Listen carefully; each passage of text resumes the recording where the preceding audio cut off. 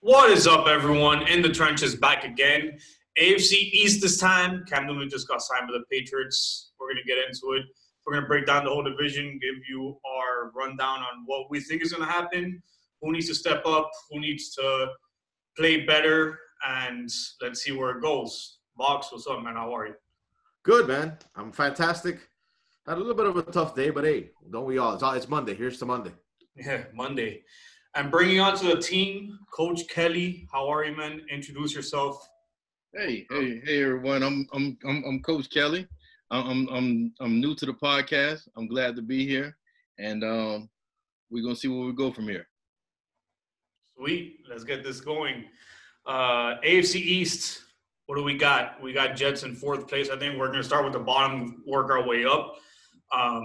The Jets, I think, Adam Gase is a coach. Drama. We're all Dolphin fans here, so we'll see what happens. They've made a few good moves, but they have a lot to improve on. But they definitely are the worst team in this division. Give me your thoughts on them, man. Kelly? Vegas insiders have the Jets at under 6.5 games. I think I'm going to have to agree with that. The first 3 games they have, it's a brutal schedule. They have at Buffalo, San Francisco, and at the Colts.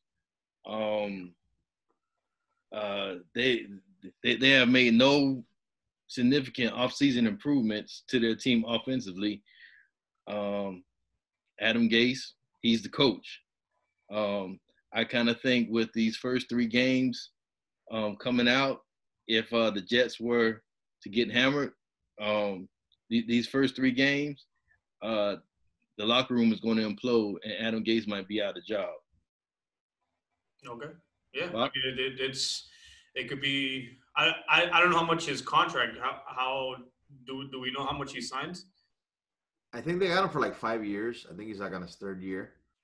But yeah, like my biggest, not fear, because I kind of hope it happens. My biggest thing with them is I've always said, Adam Gase is not a bad coach. He's too much of an egomaniac, and he wants to do things his way, or he's very Belichickian. And yes, I have trademarked that word. But yeah, he wants to do his things his way. I kind of like Sam Darnold, but we got to see how he develops. I love that they drafted Mekhi Becton. I wanted the Dolphins to get him. He's just a mammoth, huge tackle, and he'll help that offensive line. They got a solid defense, but at the end of the day, I go back to what Coach just said about them imploding. Adam Gase is going to be the reason that the Jets don't do well, because at some point he's going to just want to do things his way, and he's going to be stubborn. And he's probably eventually going to lose that locker room once they start losing a few games. And I didn't realize that was the start of their schedule. It may happen earlier than later, or sooner than later. I mean, they may very well start 0-3. Like what happened down here.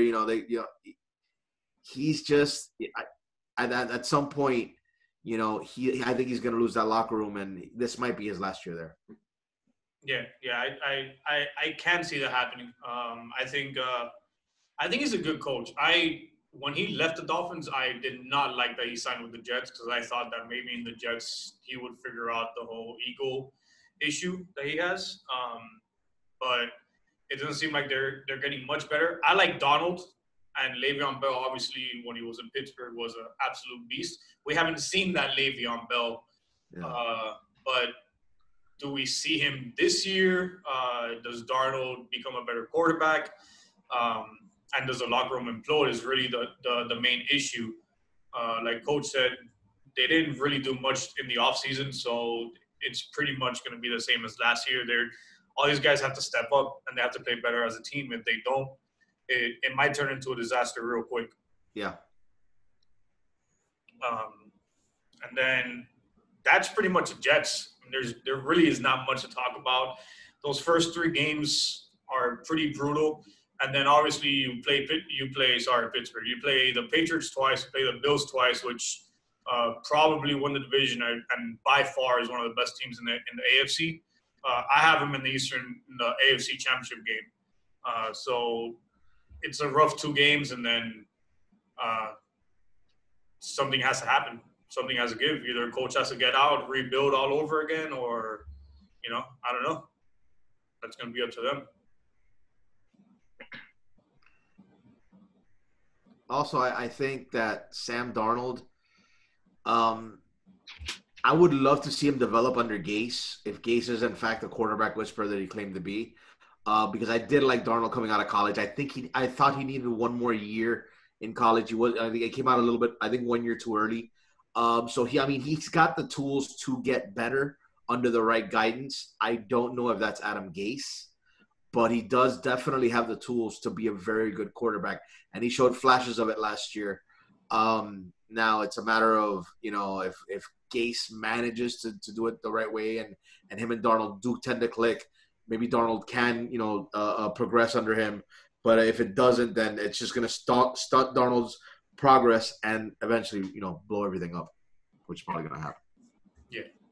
Yeah. I think what we all agreed, third place, we're going to go Patriots. I know Cam Newton signs, and most people are jumping the gun and they're going, oh, they're better than the Dolphins now because they signed Cam Newton. But I think there's too many pieces missing. And Bill Belichick is Bill Belichick, but there is way too much work for Cam Newton to do with that team to carry him past the Bills and maybe even past the Dolphins. I have them out of the playoffs for the first time since I can remember, honestly. So Cam Newton did get the contract. Congratulations to him. Welcome to the AFC. I'm a Dolphin fan, so I believe the AFC is a tougher conference. In my eyes, always has been. But it's going to be a change for him. It's going to be a change for Bill Belichick. Stylistically, he is not Tom Brady. He's a completely different quarterback. He can't beat you with his arm like Tom Brady can. He could definitely beat you with his legs. But what do you guys think about that? Patriots, third place? Coach? I agree. I think the Patriots will probably end up in third place. Cam Newton, it's a nice acquisition. I don't think he's going to be the week one starter because I think he has a lot to learn about the Patriot way before he begins to lead the team. Jarrett Stidham, his numbers say he's 6'3", 215. For an NFL quarterback, that's a rather small guy. Yeah. So I would question his durability. I mean, since he's been in the NFL, he's thrown for 14 yards, no touchdowns, and 1 interception. Cam Newton is a proven veteran quarterback. He's had a history of injuries. He does play with his emotions on his sleeve, on and off the field. So, that's what we get. Cam Newton can carry a team, can lead a team. But I think him and Coach Belichick and Josh McDaniels need to come together and get an understanding for their offense. But I think this season they're probably going to rely heavy on the running game. Sony Michel and the other backs, I believe they're going to get their fair share of carries this season. And the defense, they got some big holes to fill with the guys they lost on defense. Van Noy, Jamie Collins, and Danny Shelton. Yeah, agreed. Completely agreed. Box, what's your thoughts on this? I totally agree. I love Cam Newton coming out of college. He was one of my favorite quarterbacks. One of the greatest one-year runs I've ever seen. He was a special talent as a rookie. Won an MVP, took him to the Super Bowl. Ever since that MVP season, his numbers have continuously gone down, either through just age, wear and tear, injury, etc. We've talked about this. Can he make things happen? Yes. Can he make game-winning plays? Yes. Stretch out, leap over somebody, run over somebody, throw the ball, run the ball, whatever. My thing is, like Coach said, what really, really needs to happen, and I don't know when it's going to happen. It might be not till week 4 or 5, that Belichick, Cam and Josh McDaniels need to sit down and find a way to make it work. Make him integrate him into that offense and use his talent, but still manage to run that offense, because obviously that offense does work. Ultimately, I see them where we're picking them to get, just because they lost so much talent. And I know that, Bill Belichick has reloaded that team, 5-6 times over the last 20 years, but they lost just so much talent. Forget about losing Tom Brady. You lost half your defense, and yes, you might still have Stephon Gilmore. You're not going to have that pass rush. You're not going to have that front seven. You lost 2 of your best linebackers. Your offensive line took another hit. The guy from Georgia they drafted last year, Isaiah Wynn, if I'm not mistaken, he got hurt again. And I do agree with Coach. They're going to rely heavily on the running game. They're going to have to. But ultimately, I just think they lost way too much to envision them winning 11 games. Now, this is Bill Belichick. I mean, if anybody can do it, he can find a way to do it. I mean, for all you know, Cam Newton comes in like a house of fire and, they win 11 games, and then I throw up sometime around mid-December because of how sick I am from what I'm seeing. But, that's just the way the Patriots are. Ultimately, I think they're going to finish third or pretty much tied with the Dolphins, 8-8, 9-7, 7-9, maybe even less. I mean, if things go as bad as things might be, they win 5 or 6 games, and maybe they set up for the draft.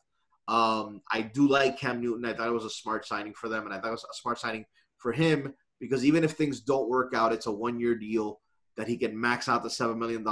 And, if he shows enough that he still has a lot in the tank, maybe they move on for him next year, but maybe he gets a chance somewhere else. Yeah.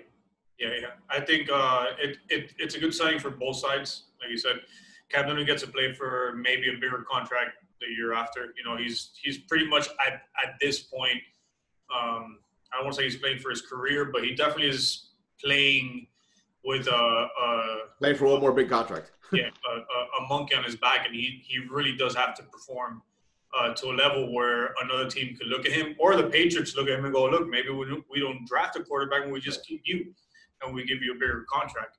I would have loved to know what happened in that conversation with the whole contract, because that's I mean, you're talking about a guy's coming in to replace the GOAT at quarterback.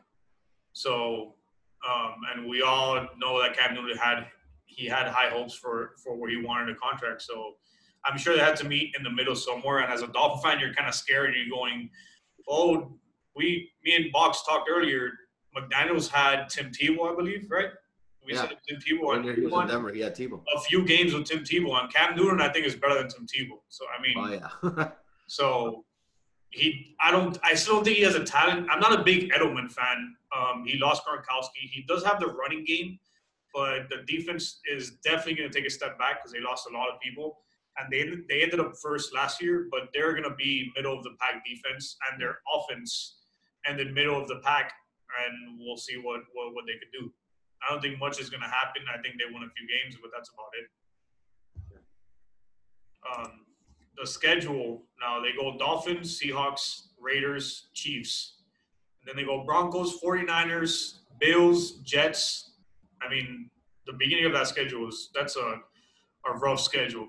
Everyone goes to Dolphins the first game of the year, but that's still a hard game considering all the moves the Dolphins have made. It is in New England, but it's not an easy game.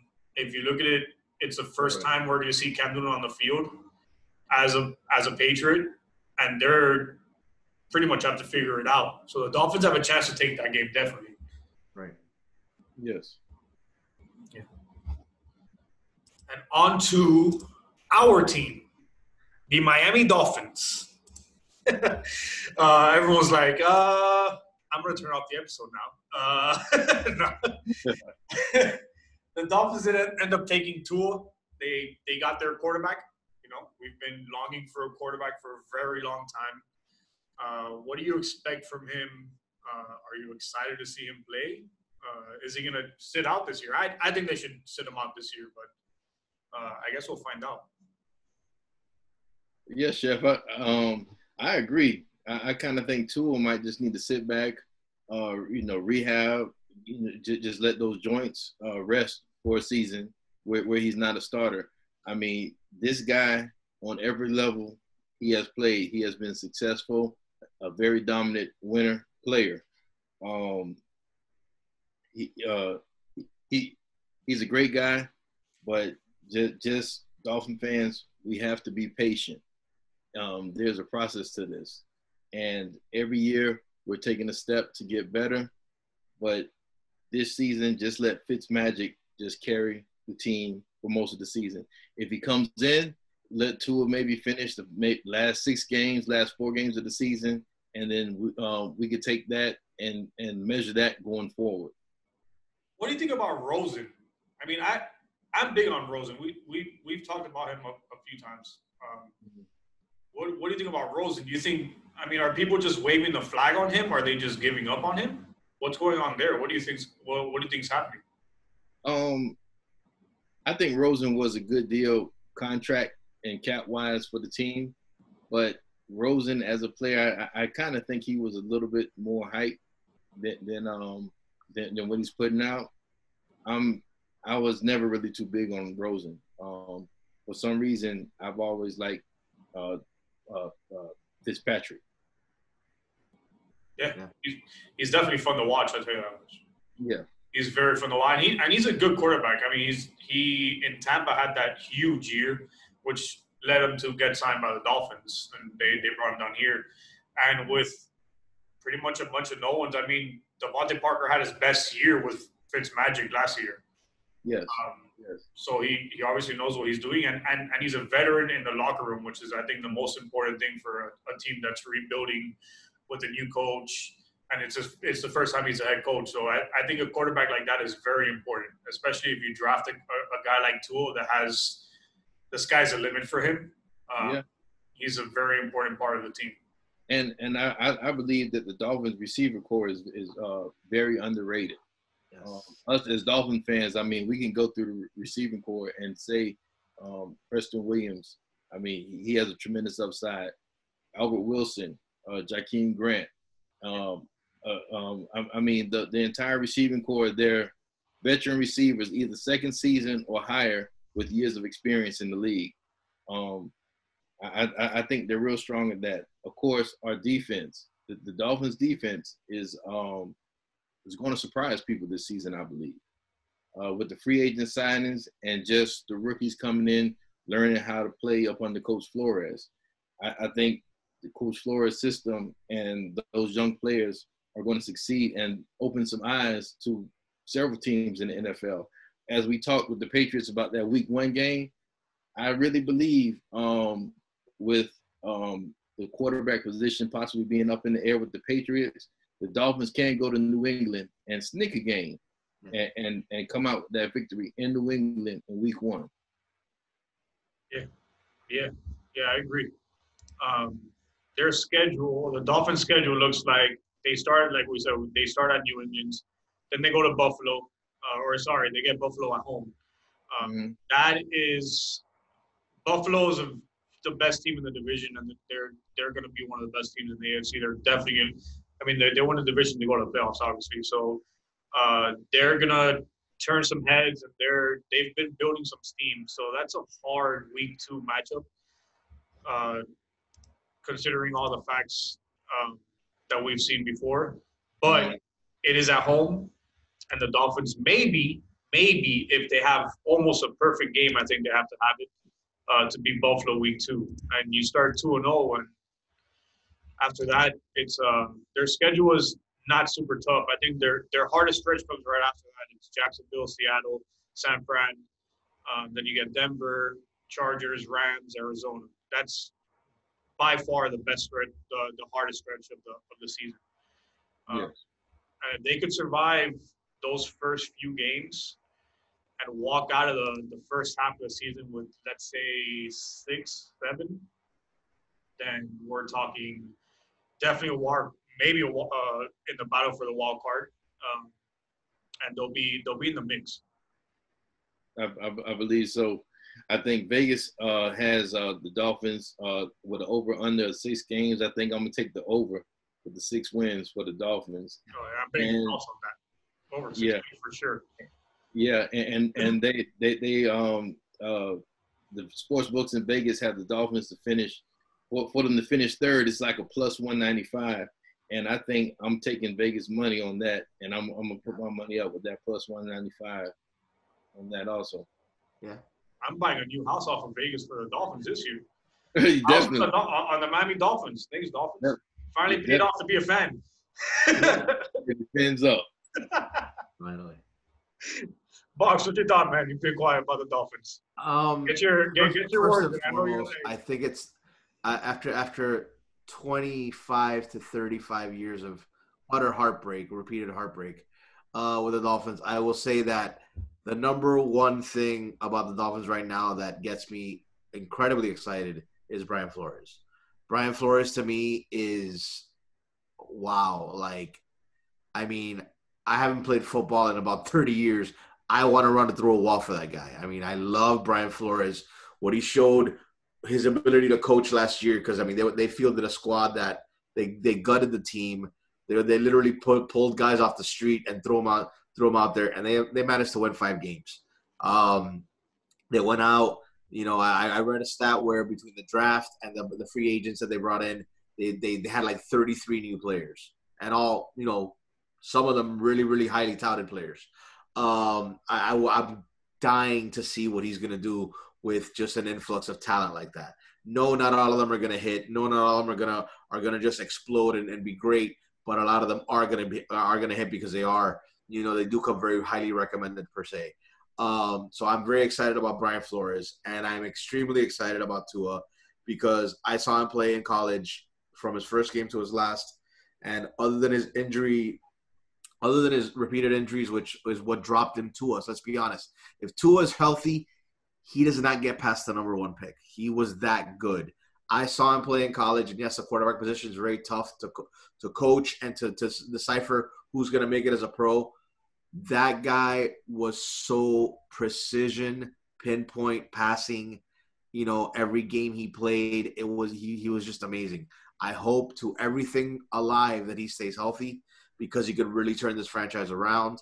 I love that they worked on the offensive line. They brought in guys to help the defense. Let's be honest, the defense finished 32nd last year as far as, you know, yards and then, you know, they won games, but, you know, the defense was running there with, you know, with like I said, guys off the streets, guys that probably wouldn't make another roster. And they brought in Van Noy, they brought in Lawson, they brought in a lot of guys for that front seven. I'm very excited to see what Flores does with those guys. And I do agree with Coach. I'm on the plane of we need to sit Tua, let him rehab, let him learn, relax, give him from, you know, December 15th on the last 3, 4, 5 games, you know, to get his feet wet. Tua is a 2021 guy. We're just lucky to have gotten him. I think forcing him in there is just going to aggravate an injury and make things worse. I do like Fitzmagic. Big fan of his. He can literally lead this team to maybe even to the playoffs. I think he's that talented. But let's be honest, this is pretty much his last year. He's on his way out. Rosen might get playing time while they're letting Tua rest. I think Rosen, like Coach said, I think he was a lot of hype. The idea that he's a top 10 pick just because he was drafted in the top 10 doesn't really make him an NFL caliber, superstar in the making. It was a nice trade. You got him under contract for like $2 million a year for the next few years. I wouldn't mind giving him some playing time to either make him your future backup or future trade bait. But overall, I'm very, very excited about the Dolphins, Tua, and especially Brian Flores. And I do see them right there battling for the second spot in the division with New England. Yeah. I would like to see Tua sit out the whole year regardless. I'm high on Rosen. I like Rosen. I think he's a smart kid. He's just been in some real rough situations. But to add on to what you said with Brian Flores, like they ended up last in defense. They ended up 27th in offense, and they still managed to win a few games. Shows you how much people want to play, or the players want to play for Brian Flores because he's a player's coach. He's very easy to get behind as a fan and as players, I guess, also because he's winning games like you said, absolutely no one. What I would love to see is Fitzmagic just go the whole year, and we're fighting for a spot, leave him in there. You know, I don't really want to see Tua this season, and I know most Dolphin fans are like, oh, yeah, we got to see Tua, this and that. Or everyone's super excited to see Tua. But He's the savior. he's a savior. He's let him get healthy 120% before you let him step out there. And on top of that, if you have to, drop Rosen in there, man. Let that guy play for his career. Pretty much at this point, he's playing for his career. If that guy has 4 or 5 games where he's playing decent, look, maybe he bought himself a backup. Maybe he's the next Matt Moore. You know, he's a bona fide backup quarterback. But let that guy try to perform at least to the level if we have to put him in there. If not, keep going with Magic, you know?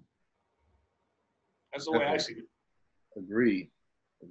Great point. And that brings us to the Buffalo Bills. Got that nasty weather at the end of the year that the Dolphins have to go into at the end of January the year. 3rd, by the way.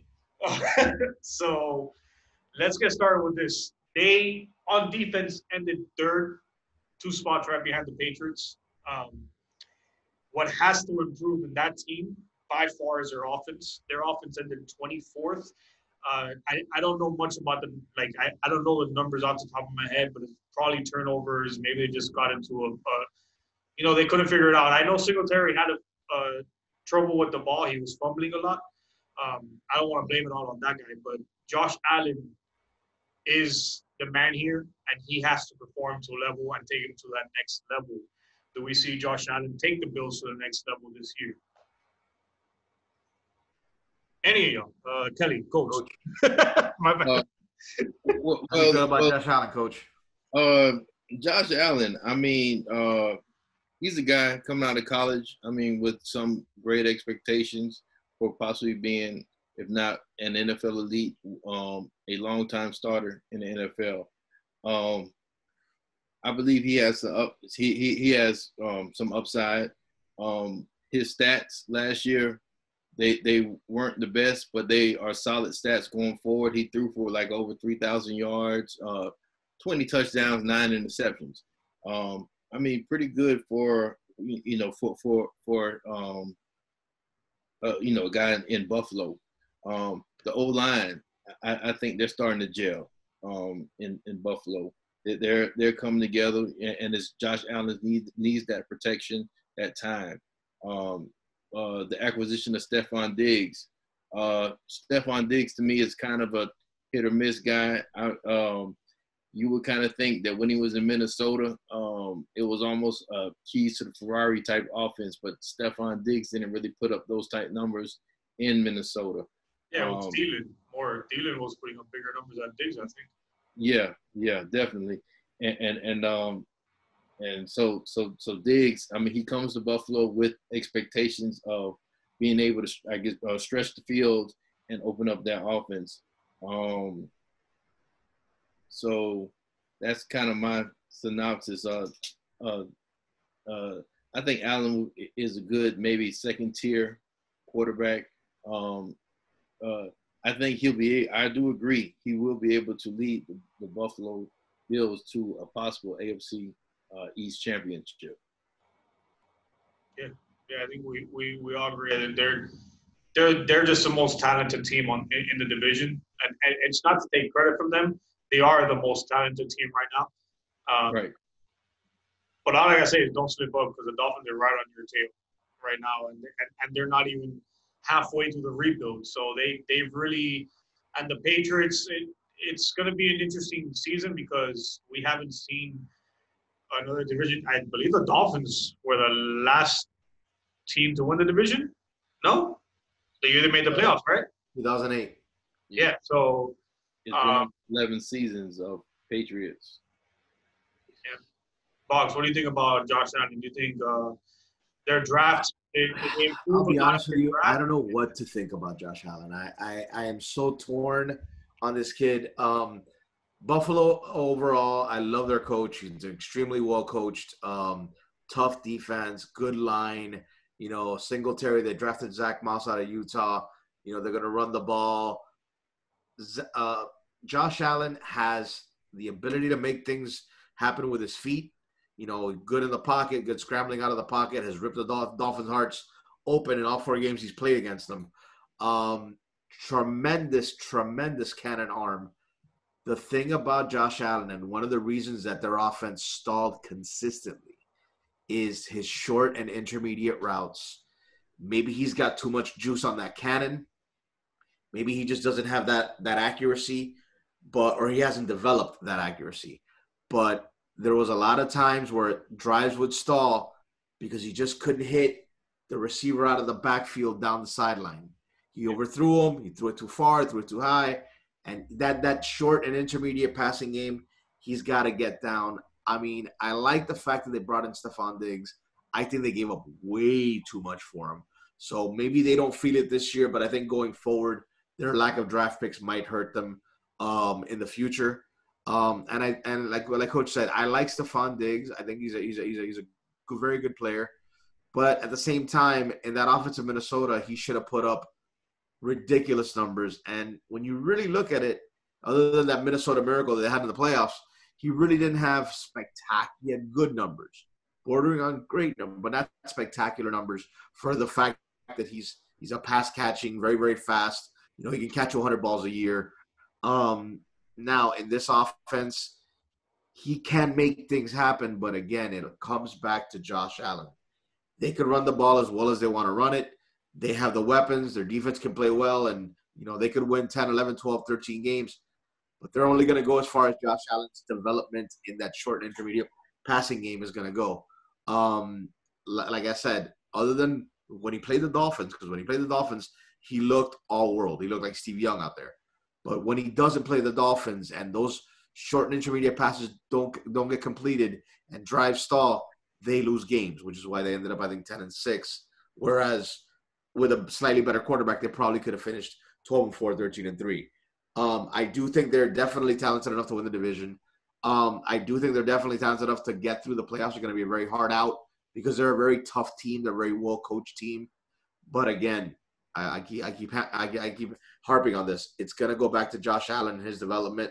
And I personally am not fully sold on him yet. I know he's got the talent to go forward. I don't know if he's got the talent to make that extra jump to say, okay, this is gonna be a perennial Super Bowl contender team. Yeah. I agree with most of it. I think the only thing that I could probably add is, like you said, they're gonna get affected by everything they gave up for Diggs. Do you think they jumped the gun a little bit too early to try to make that trade to take them to the next level? Do you think it was one of those trades where, like, we need this guy to win the division and go into the playoffs? Was it one of those trades where they're to give up more? Do you think, were they too early in doing that, or is this the right time to do it? I think that you know, like every team in the NFL has, you know, a 3 to 4 year window, and they're like, you know what, we made the playoffs last year. We're slowly getting better. We're continuing to get better. Allen's getting better. Defense, we got to make a run. We need to get him another piece. You know, another piece that can make things happen offensively. Because, like you said, their defense isn't the problem. Their offense is the problem. And now, I don't think they jumped the gun. I think that the timing was fine. I just think they gave up way too much for him. I mean, they gave up a slew of picks for a guy who's second tier, you know, middle of the, you know, good in the good category. You know, he's not Julio Jones. Yeah. He's not Michael Thomas. He's not an upper echelon receiver. He's a good receiver. I'll take him on my team. He wasn't even the best receiver in his team, I think. I'll take him on my team any day. But I'm not giving up all they gave up for him. I mean, that was. I mean, you're talking about first, seconds, and thirds over the course of the next few years. That could come back to haunt you. You know, when unless you're winning a Super Bowl, when you're sitting there and you don't have a pick to the third round, that hurts. You know, so like I said, now if it works out for him, and Josh Allen takes that step, and he's like, you know, and he catches another Minnesota miracle, and in this case a Buffalo miracle, then it worked out for him. But I just think they gave up way too much for him. But that they are still the most talented team in the division. And again, I like McDermott. He's a hell of a coach. He's a hell of a coach. And they're going to be they're going to be like the Titans were this year. They're going to be a tough out for anybody in the playoffs. I don't care if it's the Chiefs. They're going to have to battle that team, and they're going to have to, you know, they're going to leave battered and bruised if they're going to beat them. Yeah, Coach, I got a question for you, man. Like we've talked about Diggs a few times. He was in Minnesota. you can argue he was a number one or number. He was obviously number one or number two with Thielen. I like Thielen more. I think he's a better route runner. You knowing a little bit more about like what you see in a receiver. Do you think Diggs is a Julio Jones type guy? Do you think he could take the next step and become a better receiver than what we've already seen, or do you think this is what we've seen from Diggs? This is what he gives you. And we know it's good, but do you think he could really take the next step and maybe be a top 5 receiver this year, maybe? Not in Buffalo, no. And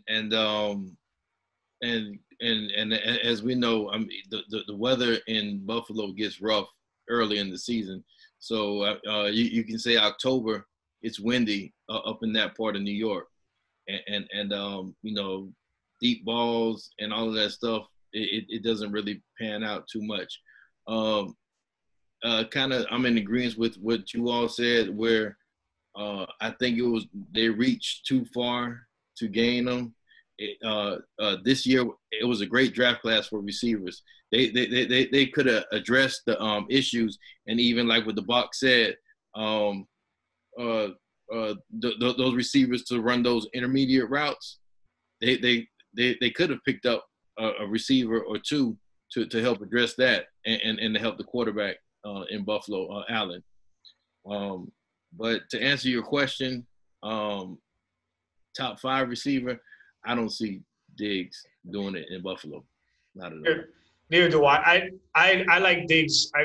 I for some reason, not for some reason. Last year there was a bit of an issue, and I don't know if it was him or the team, or I don't know what really happened in the locker room. But I don't want to say it might be a situation where he blows up the locker room in the Bills, because I don't think that's going to happen. I think the Bills are too good for that, and he's coming into a team that's already ready to win right now. So something like that doesn't really happen to teams like that, but he needs to keep his head on right, because they gave up a lot for him. So he's going to be playing under a lot of pressure. You know, like they expect a lot from him, and I think that the fans expect a lot for him too, considering that they gave up so much for him. Yeah, and Buffalo, I mean, it's a tough blue collar city, and they got some bad fans over there. those fans can be rough in Buffalo. Yeah, they can. Those are some of the funnest games to go to. The Dolphins and Bills in Miami. Those games are super fun to go to. Yes. Mm-hmm. And we haven't talked about, I mean, it's not the AFC East. That is your AFC East breakdown. We got the Bills winning the division. We got the Dolphins in second, in a surprise second place over the Patriots and the Patriots. Blah, blah, blah, blah, blah, blah. All right, whatever, Patriots fans. I don't care about y'all. Patriots in third, and then the Jets in fourth. Probably going to implode, maybe not. We'll see what happens. But that is an AFC East breakdown. Now, something did happen today. The best player in the NFL, the Super Bowl champions, re-signed Patrick Mahomes.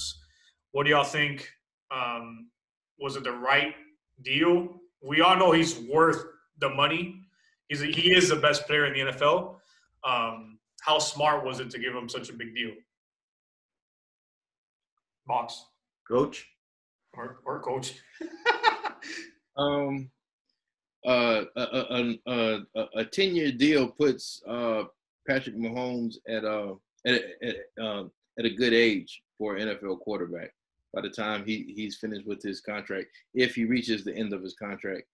But on the other end, the part to me, what people don't see, what makes Kansas City go is the offensive genius of Andy Reid. Andy Reid is 62 years old right now. He's had a very long NFL career. How much longer will Andy Reid continue to coach is the question, because Andy Reid's system is in combination with the marriage of Patrick Mahomes makes Kansas City great. Without the two, Mahomes is a good to maybe start to drop to maybe a second-tier quarterback over time. I don't know about that. So I mean, it's a great deal. It's a great deal. Great for Mahomes. Great for the game of football. For the players who want big contracts, long-term contracts. It's great in those aspects. Will Andy Reid be there? to the end of the contract, I'm not too sure. It's up in there. Andy Reid to be 72 when the contract is over. I think another coach would I like, Wade Phillips. I think he's 70 something this year, and I don't think he has a job yet. But I mean, that's kind of up there in age. And I mean, how much can you do? How much can you really fire up the troops when you get on up into your 70s and all of that? So we'll see. But for the next five years at least, Kansas City is going to be there. And as long as Mahomes is healthy, that offense is going to go. Yeah. Box got something for that offensive coordinator. What's his name? I think it's a good deal. I mean, this kid's 23, 24 years old. He's already got an MVP. He's already won you a Super Bowl title. He's the most exciting player in football, arguably. You locked him up. He's got 2 years left on his rookie deal, plus another 10. So basically, it's a 12-year deal. Now, let's be honest. This is not baseball. It's not fully guaranteed. He's probably not going to make $503 million like they're saying over the next 12 years. He is guaranteed $141 million for the 10-year extension. Now, what that means is 5-6 years from now, he's already gotten paid all his money. He's making, say, roughly around $40 million a year. He's gotten paid all his money. Maybe he wins another Super Bowl. I agree with Coach Andy Reid's not going to be there forever because it's not just that he's 62, is that he's been in the coaching game 30 plus years, and that wears you the hell down, So, but they have Eric Bieniemy, the former Charger running back, the former NFL running back, as their offensive coordinator. He's one of the most highly touted coaches in the league. Every time the coaching carousel comes up, his name always gets mentioned, and he is, I think, the equivalent of what Josh McDaniels is in New England. If they know that they, like I said, if they win one, they win two, or whatever it is, and 5 years from now Andy Reid wants to step away because he's 97 years old, they do have Eric Bieniemy waiting to say he's the next coach up, if in fact he doesn't get another job after winning another Super Bowl. But they do have a plan for that. I do agree with Coach that Patrick Mahomes is exciting. He's amazing. He's awesome. But he is, for lack of a better word, he is slightly a product of that offense and how it makes it go. That's why they have the pieces they have. That's why they went on and got drafted Tyreek Hill. That's why they have the offensive line they have. That's why they have the weapons they have. Not just for Mahomes, but because that's the way that offense runs. If they win one and Reid retires in the next 2 or 3 years, Bieniemy takes over, maybe there's a little bit of a drop off, but maybe they've gotten enough, they've gotten comfortable with themselves enough that they can keep it going. And at the end of the day, even if he is there 12 years, this contract is not going to get to the 12-year level. It's going to be what happened with Brady in New England. Yeah, they'll keep him around. They'll restructure. They'll bring his cap number down. They'll give him guaranteed money just to keep him around. And the contract will not look this way 5-6 years from now. But I do think it is a good deal because it shows you come in, you ball out, you win a title, you win an MVP. We're going to lock you up long term with as much guaranteed money as we can give you. And then, we want you to be a chief for until you're 40 if you're still here and healthy. But also it gives both sides an out. If in 6 years Mahomes is consistently hurt, God forbid, or the Chiefs have an overhaul, or they need to make moves, they can both opt out of the contract. But I do think it is a good deal for both sides. Yeah, I would like to add something to that. Could you please not say Patrick Mahomes get hurt because I have him in my keepers league, and the guy might win me some money someday. Well, I actually had him last year. Cover the Chiefs division. The thing about him is he's gotten hurt, but he gets hurt like for 2 or 3 games. He's not one of these guys that the injury lingers. He'll twist an ankle, and 2 weeks later he's back on the field. Yeah. And he's just as effective. It's not like for example, if Tua twists an ankle, 150 million hearts will stop because and all in Miami-Dade County because it's all over. But because they know that his next hit might be his last hit. Mahomes isn't like that. Mahomes is very, very sturdy. Yes, he's missed a couple of games, but it's been something minor. It hasn't been like, I blew out his knee and he can't walk and he can't run and he can't scramble. That now he is still a very young guy. He's only 23, 24 years old. 5-6 years from now, he's in his 30s, hopefully he still has, or he adjusts his game, or maybe he's not scrambling as much. He doesn't put his body as much out there, and he can lengthen his career. And one more thing, because we keep calling Andy Reid old, and when we cover his division, could we please stop calling him old? Because the Dolphins play him at the end of the year. We need to beat the Chiefs maybe to get into the playoffs, and we're starting to piss off their head coach. Let's relax. He's a very young gentleman. He's going to coach another 15 years. No, I'm playing with you. No. But with that being said, AFC East, Patrick Mahomes got re-signed. Until next time, Game On, a sports podcast for everyone.